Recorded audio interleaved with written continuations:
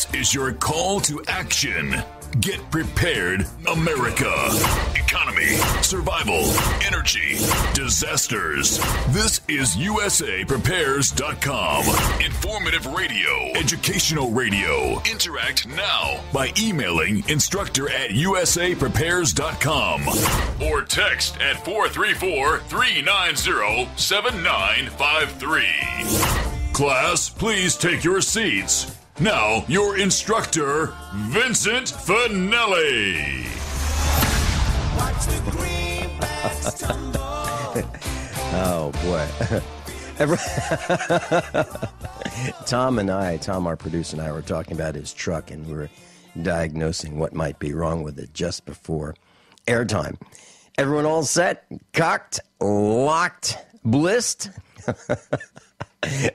Your dial is set correctly to USAPrepares.com. Dr. Shealy, are you blissed? Hey, good morning. How do you think? If I were a betting man, Dr. Shealy, I would say you are blissed. I am indeed, and you know why? I just finished reading. I love writing my little quips that I get from my newsletter. I just finished one. This one is entitled, "Are antidepressants more harmful than useless?" I think I know how that one came out. And, the latest, it just came out.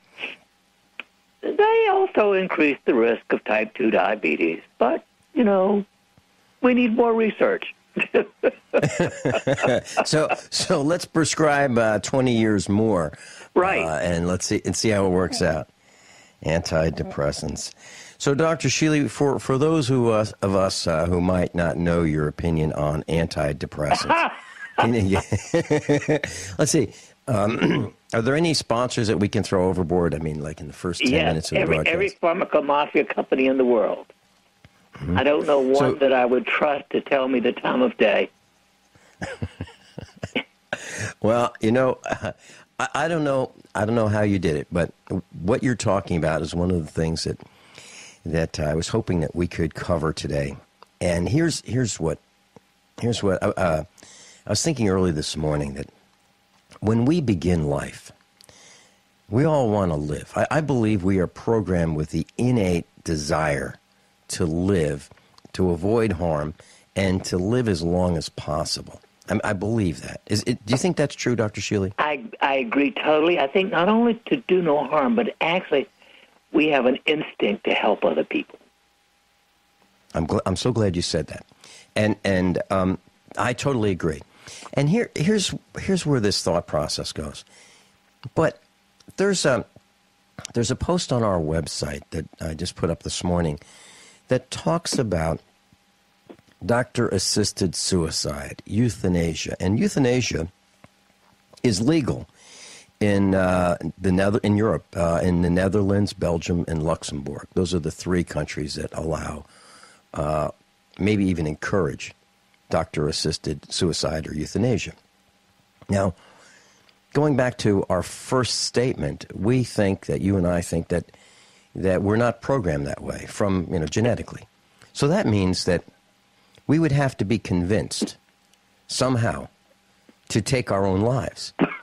And I believe that there is some programming going on to tell people through this programming that, hey, it's okay to die. It's okay to kill yourself because, heck, you're in pain, you have a disease, you've lost some connections in your life, some networking, some social networking. Maybe you lost your job, and heck, you really are useless. So here's we've got a plan for you, and it'll all go away.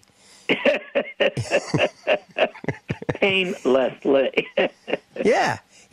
So, Dr. Shealy, have I fallen off my rocker, or is this something that is possible that through television, through the media, through movies, that through experimentation, through setting the precedent in foreign countries, that this is really, the Netherlands, they're really a first world country, and they're leading. So if you think, or Belgium, or Luxembourg. So if you want to die, that's good. Do you think it's possible that they've been programmed and we are being programmed through their leading example that death is okay and go ahead and kill yourself, it's good? Well, it's an interesting way of looking at it, Vince. And you may well remember, you're so young, I'm not sure, but when Governor Lamb was governor of Colorado, he actually made a statement about older people getting out of the way and not plugging up the system. Well, I'm paraphrasing it, but essentially, he said they shouldn't be overusing Medicare and that sort of thing. And of course, it brings it to a very, but you've raised an existential question. There is something called commission versus omission. And commission is actively pushing the trigger, so to speak. Omission is omitting those ridiculously life-prolonging but not saving approaches when one is, quote, terminally ill. I mean, it's a fine line sometimes. But once one is clinically beyond anything we know conceivably possible with drugs and other interventions, to me, that's the time to stop using those. On the other hand, I obviously have to say that if someone is in excruciating pain and has a terminal illness, I think it is ethical and helpful, not harmful, to give them adequate narcotics to make it comfortable for them. And Dr. Shealy, that's completely different from, here's the trigger, go ahead, squeeze it because it'll be good for you and society, right? Well, I think that if we think about what's good for society, we'd get rid of most of Congress. That would be the best thing that could ever be done for society right now. Yeah. They are a problem. And tomorrow night, I'm going to Springfield, Dr. Shealy, and I'm going to introduce a bill. I haven't written the exact wording down, but it's very simple. It's a bill to the Missouri House, and it's just a one-sentence bill. It's very simple. Any representative who votes for any bill to become law without reading and understanding every single word is guilty of a felony punishable by not less than 10 years in jail. Mm-hmm. Now, I have 3 minutes to say this. So that's the first half of my 3 minutes. The second half of my 3 minutes is, and the reason we need to do this is to prevent short elected representatives from being hung from tall trees. Because you're all hard, Vince. Well, Dr. Shealy, I think there's a movement afoot where people are furious. They're furious at these boneheads lying and cheating and stealing and doing things to us. Like saying it's okay to be addicted to these mind-altering drugs that will cause a person to be depressed. Well, of course, it's not only, quote, okay in the legal sense, but encouraged. Right. And I mentioned on a previous broadcast that I knew a man who had a job. He had a government job, and he felt he was under a lot of pressure. And this was many years ago.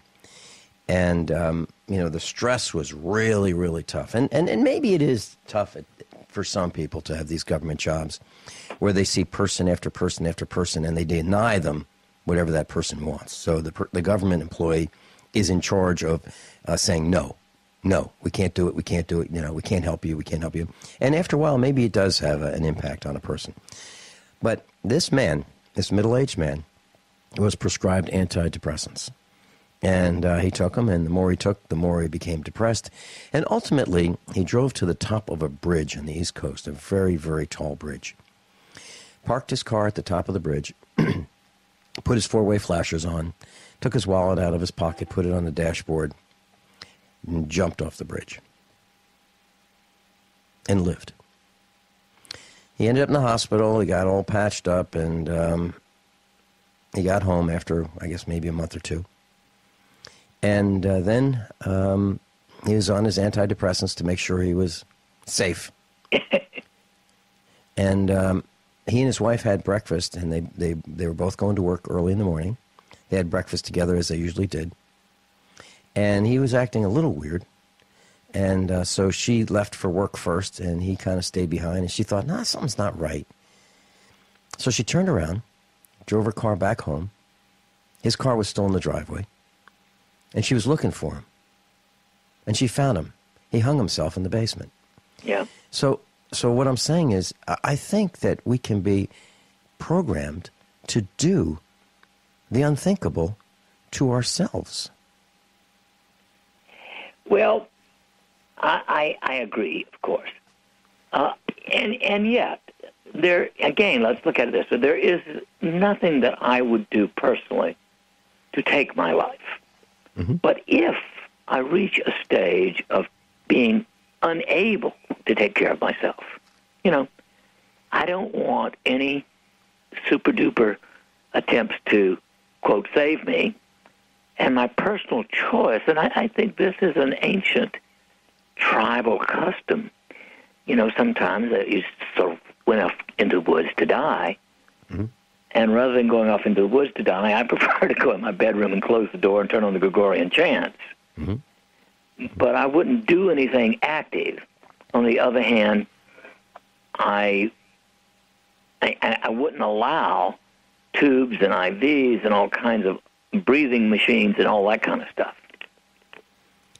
Well, another piece of this, Dr. Shealy, is the Middle Easterners who have been convinced that, if you just strap these explosives on, and you won't even feel a thing, you won't feel a thing. Just strap these on and go into that crowd and hit the button. And what a reward, you're going to get 72 virgins and everything's going to be just great, and you're going to be in wherever you're going to be. But so they're programmed to think that it's okay. And then my dad, I'll tell you about my dad and what he experienced in World War II. We'll talk about people being programmed to commit suicide in World War II.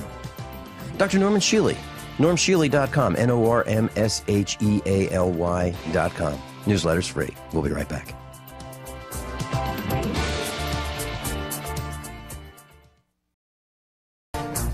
Class, I was just checking the calendar during the break, and on October 11th, second hour, the freeze dry guy is going to be with me. We're going to talk about stories, Army stories. He was in the U.S. Army, and he doesn't like to talk about what he did. So if he wants to tell us, we'll let him tell us. But very interesting man, very interesting. And he and I were on the phone last night. He called me. We talked for about an hour. He's a really good guy. So if you are considering freeze dry food, please consider freeze dry guy.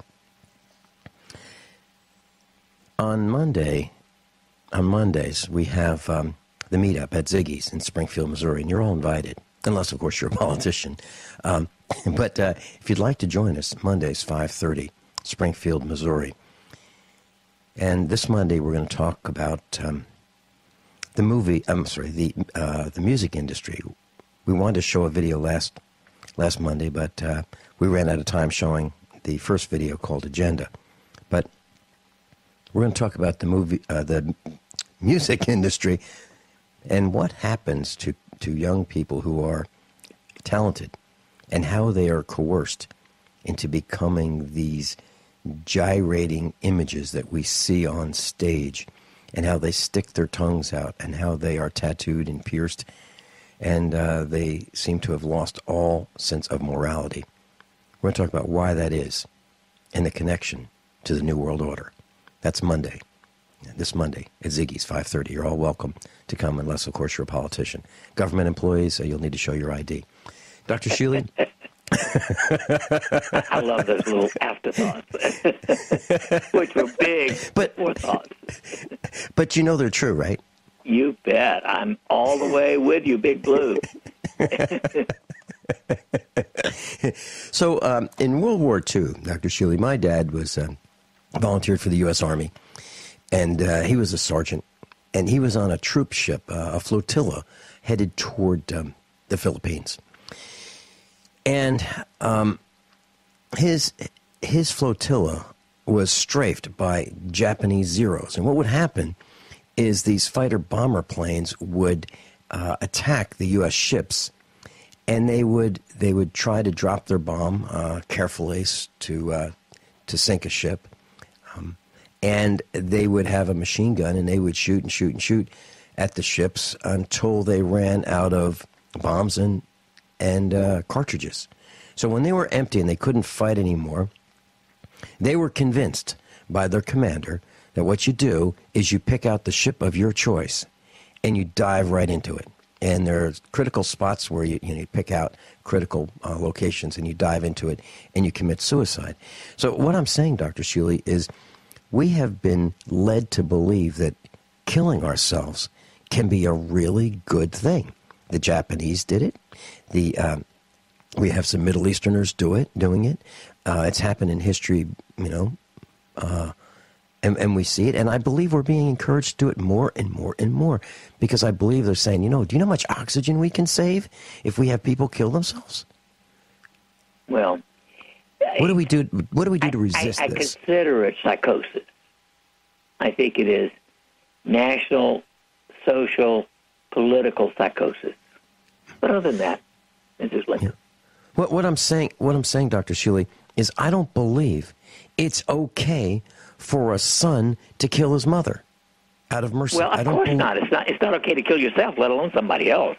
Yeah, well, that's what people are being led to by this programming. They're in pain. They're in pain, so let's end the pain by killing the person. That's where this topic is going.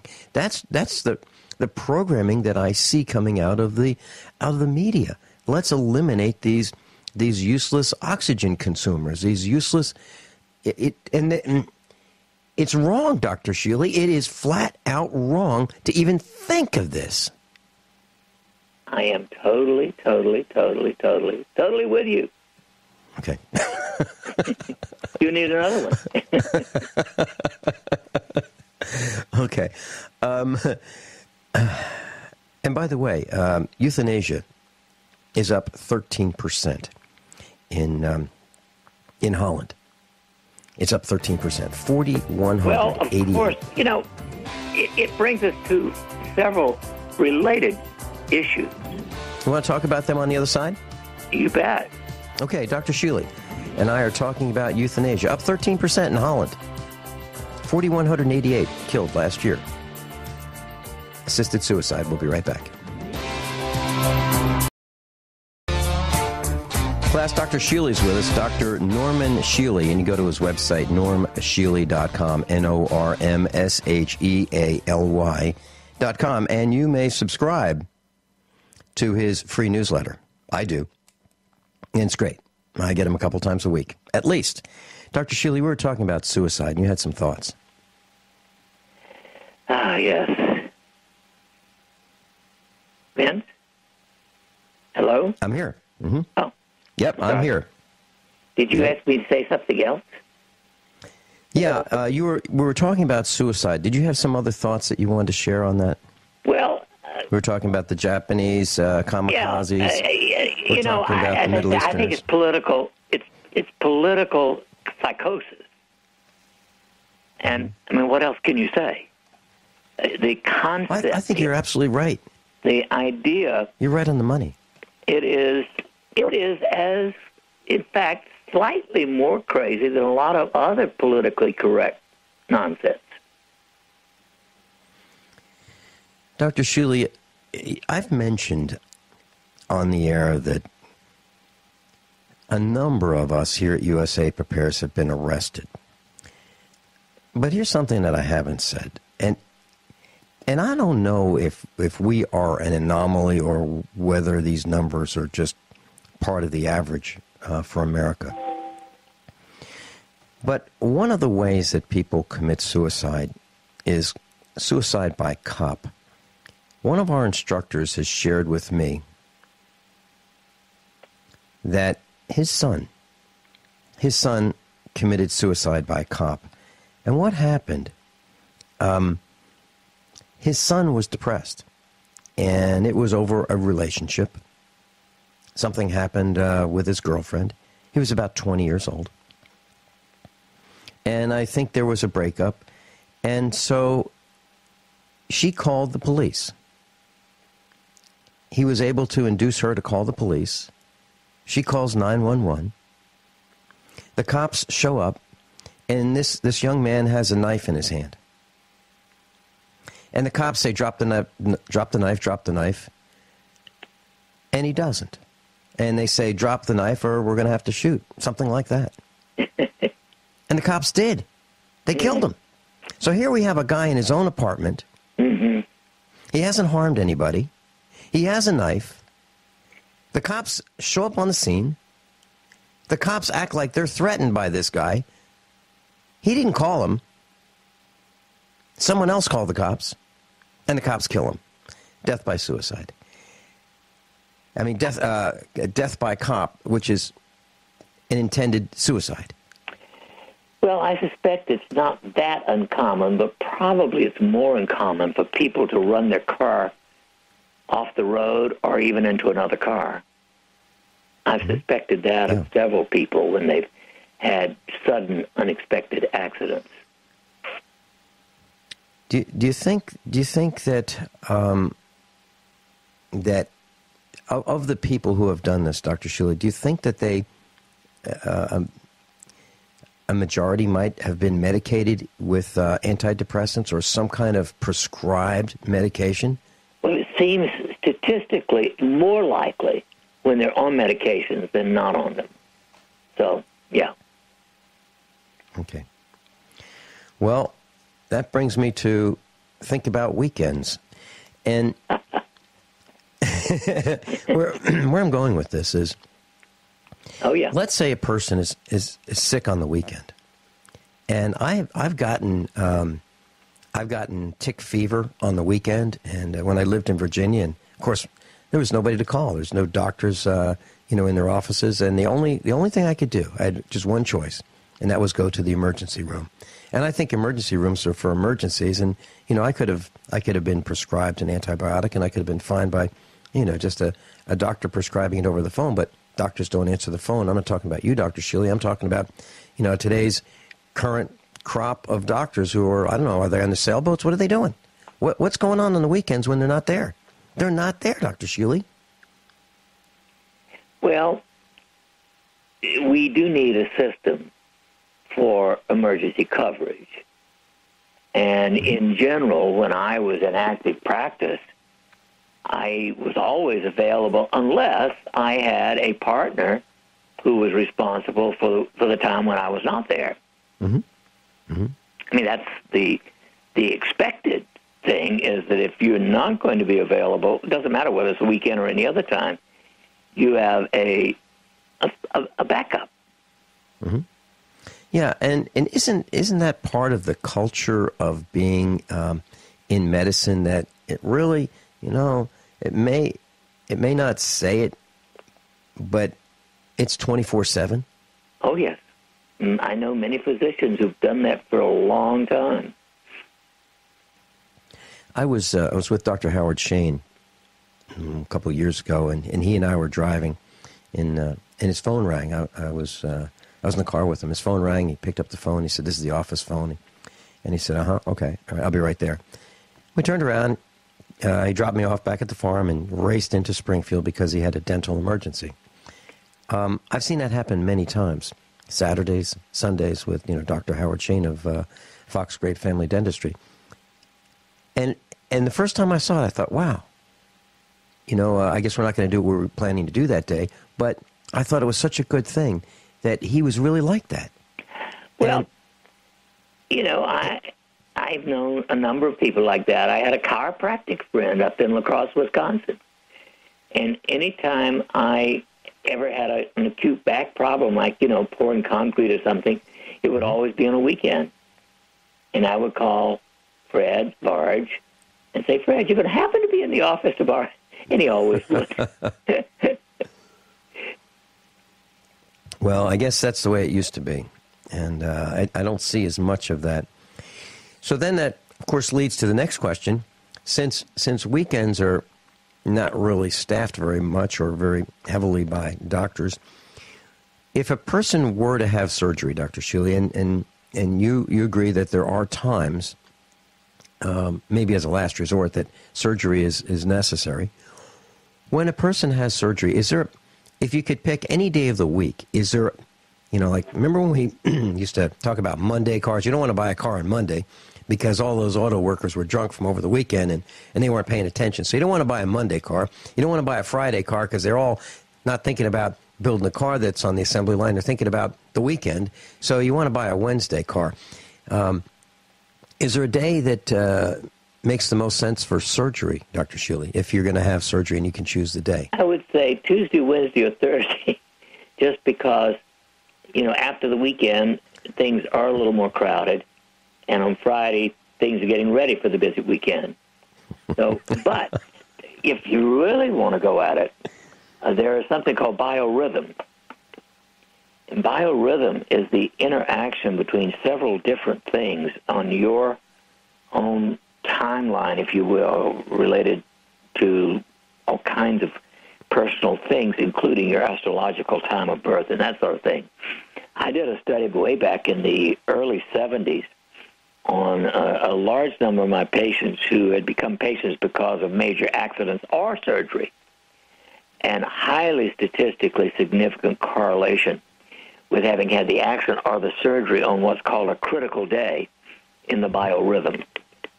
And so, ideally, one would chart that also, but let's face it, that's extremely difficult to work into our current society. So are these cycles, if I remember correctly, over a 66-day period? Well, they vary. Some of them, of course, are over a month, around 29.6 days or whatever. Mm-hmm. Okay, so a full sine would be, full sine wave might be 29 times 2, right? Something like that. But we're talking about the physical, the emotional, and the intellectual cycles? Exactly. Mm-hmm. And so actually now, with the Internet, I remember buying probably I don't remember, sometime in the 70s, one of the early little computer biorhythm calculators. Now you can find them on the Internet, free. You can get your own biorhythm calculator, calculated for you. Huh. I just looked it up, and I just typed in, I can enter my date of birth. Huh. I'll do that in the next couple of minutes. So I found a biorhythm calculator. You enter your day of birth, and the biorhythm, you can calculate the chart based on where we are right now, September 25th. Okay, so I'll do that in the next couple of minutes and see if it says I should be on the air or not. I might be at an intellectual low right now. Oh, Vince, you're too up for that. Dr. Shealy, Tom, our producer in Minnesota, had a question about Pepsi. And we were talking about these pop drinks or soft drinks or sodas. And he doesn't drink much soda, and I don't either. And we were talking about that just before the broadcast started, and he had some Pepsi, and it kept him up all night, and it caused like a stomach burn because he's not used to it. Can you address that, Dr. Shealy? Well, some people are exquisitely sensitive to caffeine. A lot of people are sensitive to caffeine, but some people are more so. And in general, if you are at all sensitive, you should never drink anything with caffeine after 3 p.m. in the afternoon. Now, I've known a few people who say they could drink a cup of coffee or two at bedtime and go to sleep. I can't even drink decaffeinated coffee in the evening. Wouldn't go near it. Okay. All right. And let's see. I've got my biorhythm chart here, and oh boy, let's see. Okay, so intellectual. Uh-oh. Don't ask, don't tell.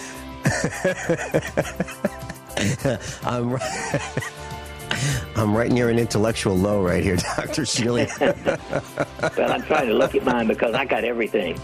Not only intellectual, I got all the minor ones as well as the major ones. Let's talk about biorhythms when we come back, Dr. Shealy.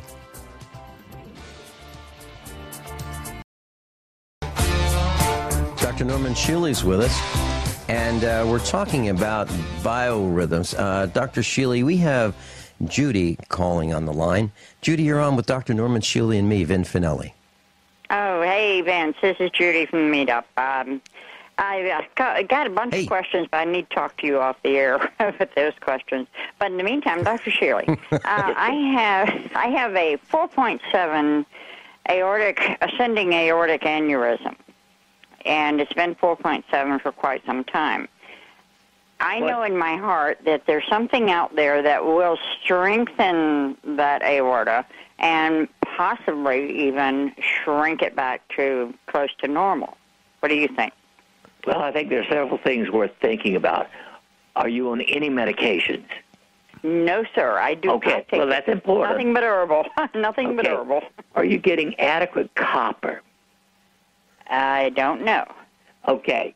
There is some evidence that the lack of copper in the diet can increase the risk of an aneurysm because the elasticity of the artery is dependent upon that. Okay. Obviously, you could get a copper analysis, and because the ratio of zinc to copper is critically important, but it would be safe to take 2 to 4 milligrams of a copper chelate daily. 2 to 4 milligrams, okay. Right. I don't know anything else, unequivocally other than, all the things that are necessary for sort of balanced health. And I'm sure you know those in general. Oh, yeah. Yeah, I'm healthy as a horse. My doctor just tells me to see you next year. If you get sick, find a nerve and fix it, and that's what I do. So I'm a firm believer in natural healing. So, okay, I appreciate that very much. And, Vince, if you get a chance, if you can give me a quick call back, I'll ask you my questions when you're off the air. Okay?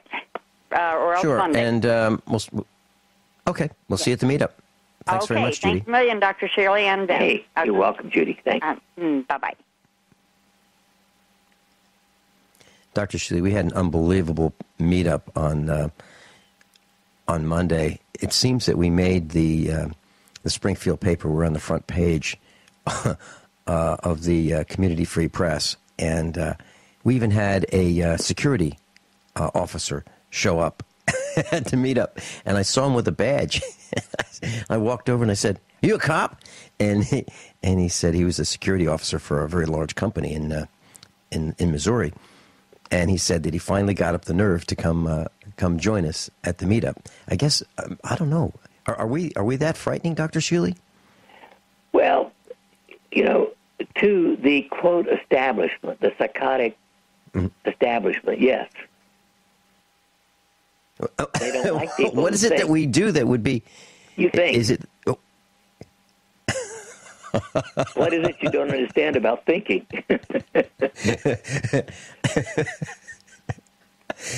Dr. Shealy, I'm looking at my my biorhythm calculator, and for my birth date, I entered it in there, and it's showing my a sine wave. It looks there's intellectual, emotional, physical, intuition, spiritual awareness, and aesthetic. And it is showing right now that I am at a emotional peak.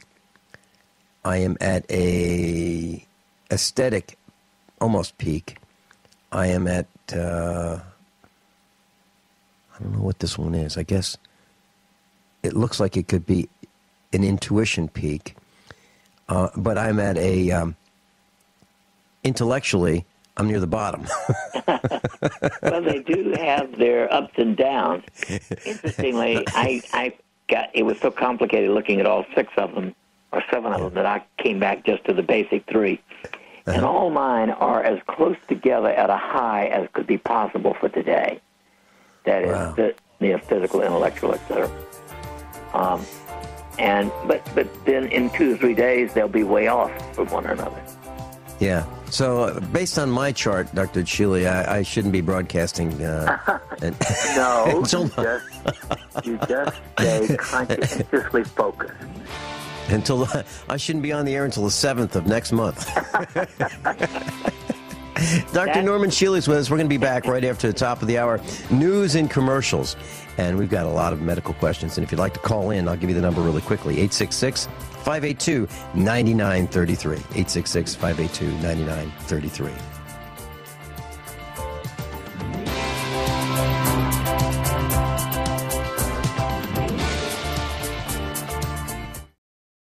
This is your call to action. Get prepared, America. Economy, survival, energy, disasters. This is USAPrepares.com. Informative radio, educational radio. Interact now by emailing instructor@USAPrepares.com or text at 434-390-7953. Class, please take your seats. Now, your instructor, Vincent Finelli. Dr. Shealy's with us, and we've been talking about suicide, and we've been talking about how we are being programmed by the media to accept that suicide is okay. And the reason I'm mentioning this is because we are being programmed by the media to do all kinds of things. We're being programmed to think that it's so important to have a cell phone. That's the most important thing in your life, which is nonsense. We got along fine without them. We were a lot brighter without them. We're being programmed to watch America's Stupidest People, the American Idol, and Who's Got No Talent, and program and programming like that. It's ridiculous. And what Dr. Shealy and I are trying to do is we're trying to tell you that you've got to resist this programming. And when your physician says, "Do you feel suicidal?" That's okay. We've got something that'll fix you right up. It'll help you get there. Yeah. Well, and what he's not telling you, what your physician's not telling you, is that when you start taking these medications, it puts you on the fast track to get where you don't want to go. Yeah. Tom, do we have a caller? Oh, okay. All right. I'm not sure.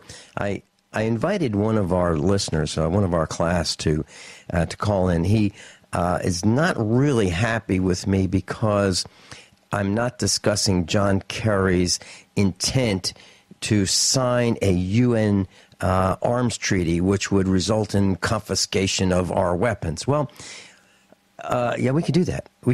But what I'm trying to do is talk about other things that are important and big, like the programming of America. Because we can tell Kerry that we don't like what he's doing, and we're going to come over and visit him if he does stuff like this. I mean, we can do that, but these guys are going to sign what they're going to sign. They're not going to listen to us.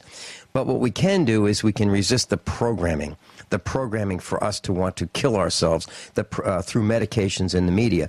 And we can say no. We can say no. As a matter of fact, I was invited to do a presentation at a preparedness kind of event. And so far I'm thinking that what I want to talk about is gumming up the works, saying no, resisting, and being a problem for the authorities. Maybe that's one of the things that I do better than other things. But Dr. Shealy, I wanted to talk for a minute. Let's see, we've got Sherry on the phone. Okay. Sherry, you're on with Dr. Norm Shealy and me, Vin Finelli. Hello, gentlemen. Dr. Shealy, I heard this, Catherine Albrecht had this father on who lost his daughter because they basically decided they wanted her organs. The parents lived in Tulsa, and the daughter was going to school somewhere in Colorado. And she was in an accident, and she had brain injury, and they got called about 30 minutes after the accident, and so they started in the works to get somebody up there. His wife flew up there. She was there by morning. But like within less than 2 hours after the accident, they called him back, and there's a doctor, the policeman that called him back. There's a doctor on the phone requesting, they said, your daughter's got a brain injury, and she's got a donor symbol on her license. And they wanted her organs, and they basically refused her treatment. They didn't try anything to relieve the brain swelling from the accident because they wanted her organs. And it was a really it was an interesting problem. I was at the Massachusetts General Hospital back in the early 60s when organ transplants began. And I personally, from the very beginning, have always said there is no circumstance under which I would electively allow someone else to put someone else's organs into my body. I don't want it. I wouldn't have it. You're going to be on chemotherapy that's like living with poison for the rest of your life. Now, if somebody wants it, I think it's their prerogative. And I don't have such an organ thing because I want my body cremated when I die. And I'm taking them all with me. Well, and when I don't think the states should even be involved in this when you go get your driver's license, and they lead you to believe that you're going to be dead when they take your organs, but you have to be alive for them to take anything. And they don't tell you this, and but they basically see when her mother got there and was spending time with her, the young lady was responding. She was wiggling her hand or something, but they still refused to relieve the swelling. And she could tell she was in pain. And what do you do when you're in a situation like that, when they kept telling her, your daughter's dead, and what do you do? I don't know. You can call the police, you can call an attorney, but of course you don't always have that kind of time either. Basically, my point is, I would not. Since I don't want an organ, I wouldn't give an organ. But for those people who want to go through that, I consider that their prerogative, and I'm not going to argue with them or, criticize them for it. These are choices we have to make. And let's face it, you're thinking and the system sucks. Well, and I'm being kind. Well, they get these kids to sign this organ donor card, and they really make it look like you're being so altruistic when they're getting their learner's permit. And they're under 18. They shouldn't even be able to do that. I'm with you, dear.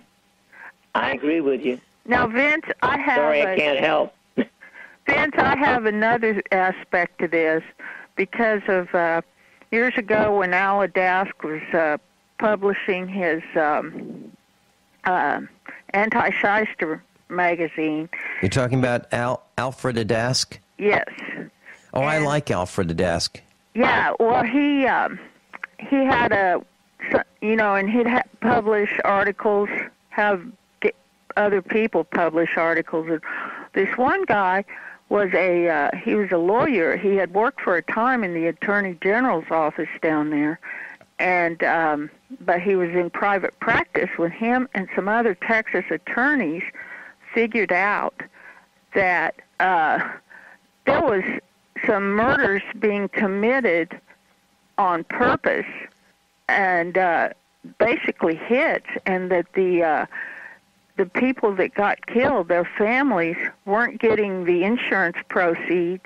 They were, it was basically insurance company executives, lawyers, and some judges in on this, and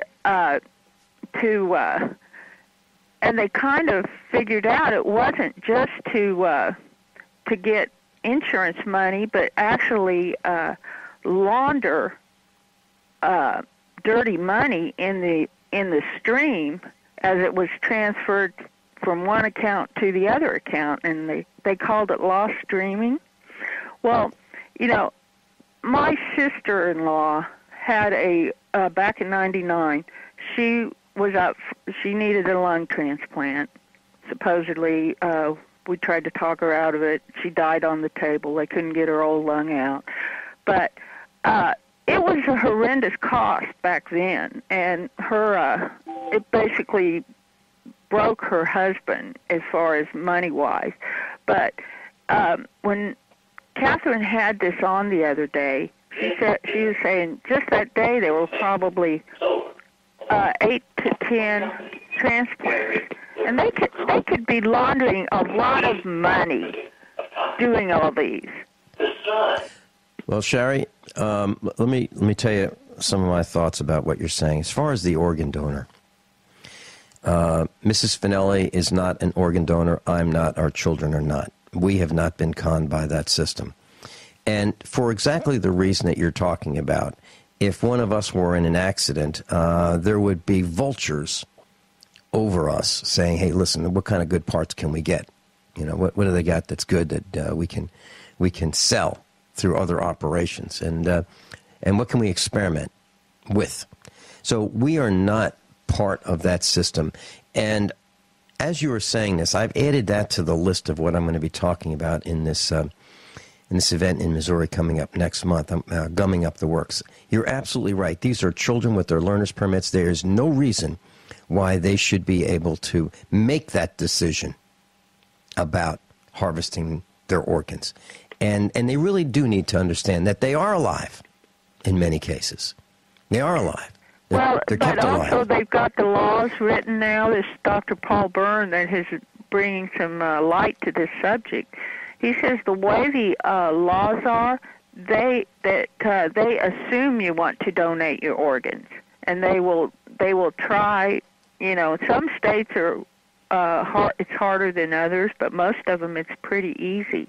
Mm-hmm. That this father, he was told by this doctor that I'm going to get this panel in the morning, and an ethics panel, and to try to force them to let them take their daughter's organs. I mean, the way the laws are written, that's what, Sherry, that's why we need to find out where these people live, because they hide behind uniforms, they hide behind their corporations, they hide behind their agencies. We need to know where they live. And when we single them out the way they single us out and we gang up on them, they're going to back down because they're weak. They are weak. So seriously, class, someone on the phone saying, hey, listen, we are going to dissect your daughter. You can't see her because you're not here, but heck, we are telling you that she is ripe for us picking apart her organs. Do we have your permission? Absolutely. I would say no way. And if you do it, you're going to find a muzzle pointed in your direction. I'm not kidding. Sherry, thanks so much. Dr. Shealy and I'll be right back. Class, Dr. Norman Shealy's with us, and if you'd like a copy of his newsletter, normshealy.com, NORMSHEALY.com. And I want to share this with you. The golfer said that Obamacare will cost less than your cell phone plan. Yep, the golfer himself, he said that. And I'm paraphrasing. And here's what, the reality is men in Tennessee face a 290% increase over their existing coverage. That's before Obamacare. Women, 197%. Now, will this guy, the first golfer, will he go down in history as being America's absolutely worst? Will he? I can't imagine anybody doing worse. I can't imagine anybody being more successful at destroying our country than this guy. I can't. We're unemployed. We're out of work. We've lost our factories. We've lost our machine shop. We've lost our tool shops. Detroit is in shambles. Chicago is the murder capital of the country. He's from Chicago. Rahm Emanuel is mayor. Chicago is in dire straits. The only companies that are profitable, and that's in quotes, are companies who have ties directly to the government, like Verizon, Yahoo, Google, companies, Apple, companies who are spying on you, Cisco, the drone companies,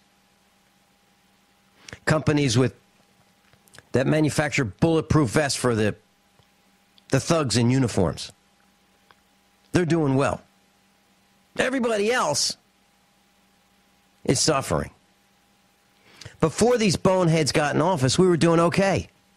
The 1950s were some of the best years of this country, if not the best. And they say it's your fault. They say it's your fault because you're not paying attention. It's really their fault because they've lied and cheated and conned their way into stealing everything that's not nailed down. And if it is nailed down, they're working on stealing that. I guess I hit my own button, Dr. Shealy. Can you prescribe? Hey, can you prescribe something for that? It's your soapbox. Therefore, you can stand on it and yell anytime you like. Dr. Shealy, do you lose your temper on your show in the afternoons? Not very often. You know, I'm in another 20 years, you'll probably be where I am. Very few things worth really wasting a lot of energy on. Can keep pushing, but not fighting. There's a difference. Yeah. Well, I'm getting comments from some of our class saying, you know what, I need to ring the alarm. Well, there are so many alarms to ring, and one of them that I chose to ring was this suicide thing, because I really believe that in the same line of planning for encouraging us to commit suicide is the planning to dumb us down so that we are in a vegetative state.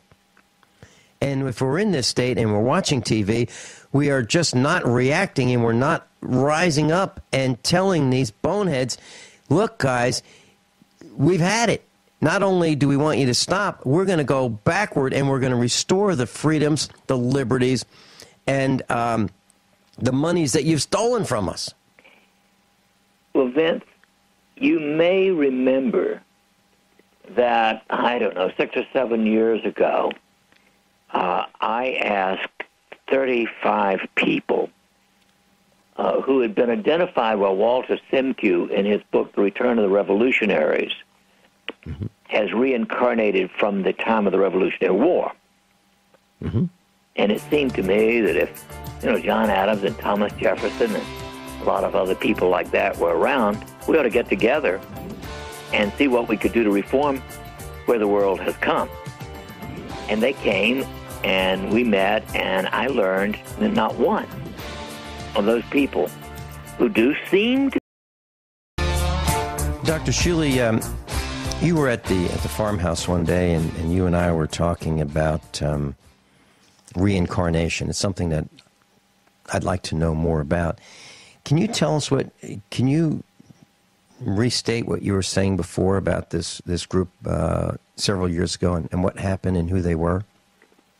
Well, yeah. Actually, I would guess it's now at least 10 years ago. I got a letter from a physician, Walter Simcoe, stating, quote, I featured you in my new book, and it turned out he was listing 2 of my past lives in this book on the return of the revolutionaries. And so I met him eventually, and we had some correspondence, and basically he was John Adams in his previous life. And by the way, personality-wise, I'd say he's still John Adams, but that's another story. And so he introduced me to the reincarnation of Thomas Jefferson and James Madison and Dolly Madison, and a whole bunch of people, including Albert Einstein. And so I suggested that we get together those who are what I call the founding mystics, that is, those people who had a lot to do with the origin of the country. Now, I didn't have a lot to do with it. I was just one of the signers of the Declaration, not a big wheel. But I thought if we all got together, maybe we could, start a movement to recapture the country. And so 35 of us met here on July 4th weekend for several days. And I found that nobody else was interested in what I was interested in, which is how can we get the country back on a proper course again? That's how we started. They're all interested in other things. One of them's a musician, and one of them writes books on all kinds of abstract things. And Walter's just trying to convince the world that reincarnation is real. And so if I can't convince the people who started the country to get back in the battle again, it's difficult, is all I can say. And there's a part of me that feels that we are on a collision course. It's not a question of whether, it's a question of when there will be an utter catastrophe, financially and possibly otherwise. But nobody seems to have the oomph to put together a coalition. Now, I remember an article many years ago that it was actually 1,000 people who were responsible for the Reformation. And if 1,000 people could somehow, get something as big as the Reformation, I'd love to have got that 1,000 people together in this country and have a Reformation. Well, Dr. Shealy, that's exactly why I started talking about suicide today, because it seems that we just don't have the guts. We don't have the people. We don't have the organization. We don't have the determination. I'm not talking about you. I'm not talking about me, but I'm talking in general. I got an email during this broadcast, and this guy really wants, and I know him, and I like this guy. He's a good guy. And he comes to the meetups, and he really wants me to talk about John Kerry and the theft of our rights to bear arms by John Kerry wanting to sign into a treaty with the United Nations that will ultimately take our guns away. And he wants me to talk about that. And he wants me to talk about Muslims and what they're doing to this country. And I really want to talk about what I think is even bigger, which is the inability for us to resist. So I said to this gentleman in an email, I said, okay, I'll put you on the air, but you have to have the guts to call in. And he hasn't called in yet. So what I'm saying, I just created an enemy from one of our students. And here's what I'm saying. You and I can't do this alone, Dr. Shealy. We need other people to help us. And if people are just complaining. Absolutely right. You remember the old Pocahontas story, speak for yourself, John. Yeah. And not enough people are speaking for themselves. Mm-hmm. Well, I hope he calls in, because he really is a good guy. And he's a brilliant man. He really is. And I really like him. And I just hope he joins us and rings the alarm the way he wants it rung. We're going to... Dr. Shealy, we've got a call from Paul in Atlanta. Paul in Atlanta, you're on with Dr. Norman Shealy and me, Vincent Finelli. Good morning, gentlemen. Just want to bring something up. The caller just before the gal I was talking about, Alfred Adask. Yes. Excellent. I've been listening to him for years, and he done some brilliant work. If you go to adask.wordpress.com, go to his treatise on man and other animals. And this is very, very interesting, because the government those bureaucrats, they view us as animals. We're nothing more than animals. And he was involved in a lawsuit that was involved with Manatech. I don't know if you guys ever heard of Manatech. It was a vitamin company, and they manufactured colloidal silver. Mm-hmm. And he was a fiduciary on the trust agreement. And lesson one, don't ever be a fiduciary for anybody because you'd be ultimately responsible. But anyway, he got involved in a lawsuit where the FDA was imposing a fine that came out to some ungodly amount, I think $25 million a year. And after 6 years of them trying to prosecute him for the colloidal silver, he looked into the drug laws, and it goes back to 1906, the Pure Food and Drug Act. And it says right in there, I think in the third paragraph, it describes drugs and medical implements to be used by man and other animals. So a light came on in his head, and he says, wait a minute, I'm not an animal. I'm a man created in the image of God, the Creator, with certain unalienable rights. And he went forward with his lawsuit on that. And after the government spent $6 million trying to prosecute him, they dropped it like a hot potato. I remember talking off the air with Alfred Adask. I really like him. He's got a lot of guts, and he's tenacious, and yep. So he's one of us. He really is. I appreciate your call, Paul. Is there anything else you'd like to share with us? No, I guess that's about it. I guess we just need to stay vigilant, and that's the price of freedom, is to stay vigilant. We All right. Well, here's the question. You are over 1,000 miles away from us, where Dr. Shealy and I are in Missouri. What are you seeing in Georgia? You're from Atlanta, or you're in Atlanta. What are people gutless there too? I don't know whether it's so much gutless. I think there's a lot of apathy. People really don't know what's going on because they've been brainwashed over the years. They're subject to watching TV. I think TV takes a big part of their day, and they get their information from the mainstream media, and people that I come into contact with usually don't have a clue.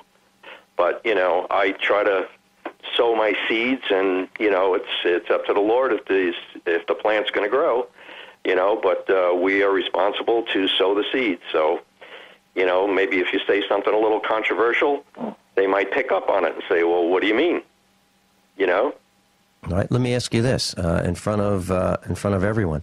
How can we improve this broadcast to get the message that we're trying to get out there? What can we do here at USA Prepares? You've just joined us, and we're glad you're with us. What can we do to improve this broadcast to get the message out? Well, I guess just to stick to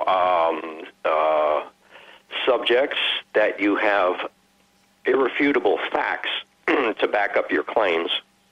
Okay, I mean, there's a lot of disinformation out there, but whatever point you're trying to get across, be armed with the absolute facts that you can go to and point to that, well, here's the facts. That's what we do. That's why we have the best experts in each field that we can find. That's why Dr. Norman Shealy is with us. He spent years at Massachusetts General. He was, Dr. Shealy, weren't you number one in your class at Duke? Yeah. Yeah. Aren't you an independent researcher? Don't you verify? Uh-oh. Where are we going here? Well, what I'm saying is you are the best in your field. Well, there are lots of good people. Unfortunately, the establishment contains most of the sheep. Yes. Yes. Well, I think they're willing sheep because they're getting a paycheck and they're secure in their jobs, while the majority of the American people are basically facing layoffs or cutbacks in hours. Well, and I think they're going to be further entrenched in whatever position they're in, and they're going to defend it because they're getting that paycheck, which is normally probably two times more than what the actual compensation is for that field. Well, it appears actually that a slight, quote, majority of Americans actually now are one way or another dependent upon the federal government. If you take, the last two elections, that tells us who's dependent upon the federal government. Nobody with an IQ of 90 or above would have voted the way they did. Well, it's the old maxim, at bread and circus. Yeah. Just give us freebies. We'll do whatever Paul, let me you want. ask you this. Paul, let me ask you this. Being in Atlanta, are you seeing, over the last 10 years, are you seeing people who are more sick than they were 10 years ago, more unhealthy, more overweight, more lethargic? Is that what you're seeing as well as, we see that here. Are you seeing it there? Well, as far as being sick, I really couldn't tell you, what their physical ailments are, but just looking at the obesity of people and overweight people scooting around in Walmart in those little scooters and people that could hardly walk. They were using walkers and canes, morbidly obese. I see a great increase in that. All you'd have to do is look back at some of the old movies from the 50s and 60s. You would hardly see a fat person. Yeah. Paul, thanks so much for being with us. Dr. Norman Shealy and I are going to be back right after these commercial announcements.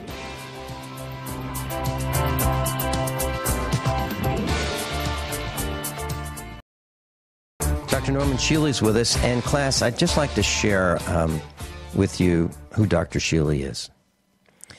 Dr. Shealy graduated Duke Medical School. He did his internship at Harvard's Massachusetts General. He has been broadcasting for about 23 years. He has been practicing medicine for 6 decades. He's written over 29 books, hundreds and hundreds of publications. So I just wanted to say that when Paul called and asked about facts, the reason I asked Dr. Shealy those things is there are no better experts than Dr. Shealy. And that's why he's on the air with you. Did I misstate any of your credentials, Dr. Shealy? I didn't say that you were a brain surgeon. Too, but my neurosurgical residency was at Massachusetts General Hospital. You can get off your knees now. You're supposed to bow to the east at the very mention of that esteemed. So, Dr. Shealy, you have not been coerced by the system to do things. You do what you believe is absolutely right and ethical and moral. And you don't let the system push you around and have you prescribe medications that are harmful to people. I've been called worse than a rebel. But, I've just done what I feel is critically important to do. Dr. Shealy, your opposition was so angry at you, they retaliated by publishing your obituary in the paper. That is true. The Boston Globe, I've got a copy of it. I called the Globe that supposedly, morning. I called the funeral home where they said my body was rested. I said, I understand you've got my body over there. Can I have it back? They were terrified because they had been named, and it was, it's life. Very, very interesting, and not many people have gotten the system so angry that they've published the obituary. I think Mark Twain and I are the only two I know. So, Dr. Shealy, when was that? It was in the fall of 1960. 1960. Yeah. You've been causing problems since 1960. Well, there were one or two before that. But somebody has to stand up to nonsense and crime. And in my opinion, what was going on at that time was crime. Yeah. Dr. Shealy, you want to share a little bit about that with us? Well, the second man in the Department of Neurosurgery was carrying on some 18 or 19 research projects which were totally immoral, unethical, no informed consent, no instruction to the family that it was a research project and not a clinical procedure. And I went to the bishop of the Episcopal Diocese because I was concerned at my association with these people. The bishop was on the board at the hospital, and to make a long story short, I was asked to see a psychiatrist. I was declared legally sane, and then my obituary appeared in the Boston Globe. And finally, I went out of the country for 9 months because I had a fellowship in Australia. When I got back, the bishop had stopped. Now, we talk about now 1961, had stopped $3.5 million of federal government research at the Mass General Hospital. Because of your exposing the crime? Yes. Mm-hmm. $3.5 million in 1960s? A lot of money. It's a lot of money. And a lot of crime. And if it was that big then, good heavens, what could it be today? Mm-hmm. Dr. Shealy, as you know, we were talking about, we're out of time, but I wanted to share that adolescence is age 12 to 14, middle adolescence is 15 to 17, and late adolescence is 18 plus. And we're now considering that we are no longer adults at age 18 because we're not able to mature at 18. But we're able and if you think about it, sent to war. It's true. Yeah. Maybe the next time we come back, Dr. Shealy, maybe we can talk about why we're so slow to mature. And how about us teaching a class for elementary school and let them call in on this broadcast? I'd love it. Me too. Above all, honesty and integrity. What happens next is up to you. Thank you, Dr. Shealy.